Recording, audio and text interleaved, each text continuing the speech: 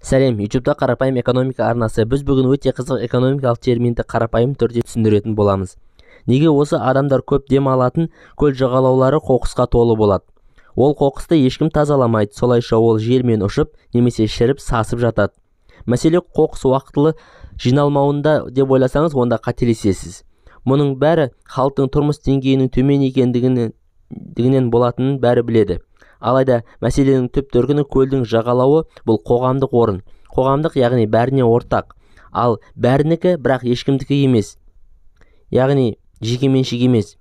Жекеменшікке техника, тамақ, көлік, үй жатады. Ал қоғамдық игіліктерге жалпыға ортақ игіліктер кіреді. Яғни басты қағида бойынша қоғамдық игілікті қанша адам пайдаланса да азаймауы керек.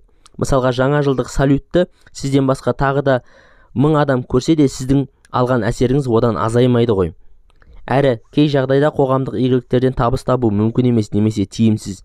Практикада жаңа жылдық от шашуды тамашалауды ақылы етуге болады, алайда бұны жасау тым қиын. Одан да жаңа жылдық салютті тегін ету оңай әрі тиімді. Бәрібірде салютке біреу ақша төлеуі керек қой.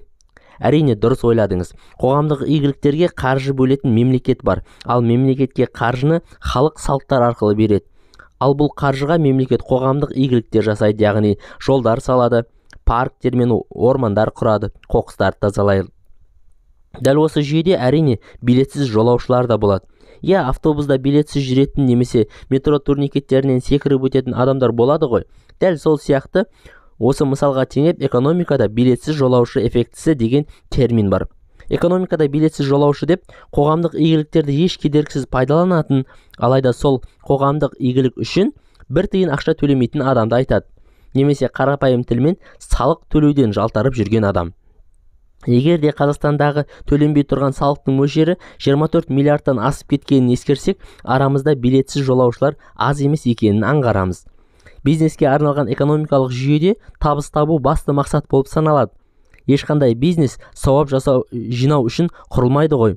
Ал мемлекеттік экономикалық жүйеде табыс басты мақсат емес, яғни моральдық жағдайда рөл ойнайды, әсіресе демократиялық елдерде. Осы факторларды ескерсек, қоғамдық игіліктің бәрін бірдей тегін ету мүмкін емес екенін түсінеміз. Осы орайда сіздерге бір сұрақ қояйыншы. Бұл қодас таулы аймақтарда жабайы түрде өмір сүреді. Олардың саны азайған және қызыл кітапқа енген, яғни жойылып кету қаупі бар.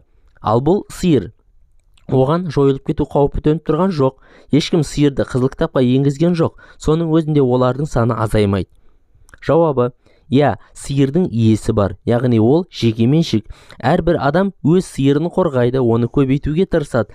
Ал қодастың иесі жоқ. Ол бәріне ортақ, яғни бәріміз қорғаймыз. Алайда мұндайда қазақта біреудің жоғын біреу өлең айтып жүріп іздейді дейді. Яғни ол жеке меншік болмағандықтан жойылып барады.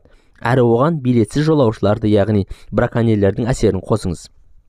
Соңғы жылдары осы мысалды негізге алып мемлекет меншігіндегі ауыл шаруашылық, яғни жайылымдық жерлерді халыққа жеке меншік ретінде берсін. Сонда ауыл шаруашылық саласы дамиды деп жатыр. Яғни әркімнің өз жері болса, ол өз жеріне қамқор болады дейді. Яғни бұл дұрыс. Австралияда, Канада мен Европаның көптеген елдері жерді жеке меншікке берген. Алайда бізге бұлай жасауға болмайды. Себебі елімізде әділет институттары орныққан жоқ. Егер жер жеке меншікке берілсе, оны әкімнің інісі немесе министрдің баласы мыңдаған гектарлап алуы мүмкін. Ал халық шағымданатын әділетті сот институты немесе құқық қорғау саласы орныққан жоқ.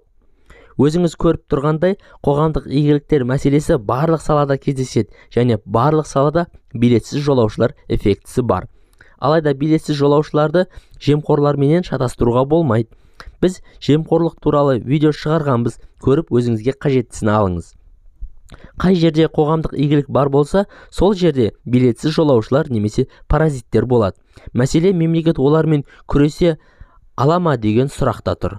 Немесе біздің жағдайымызда мемлекет билетсіз жолаушылармен күресуге құлықты ма?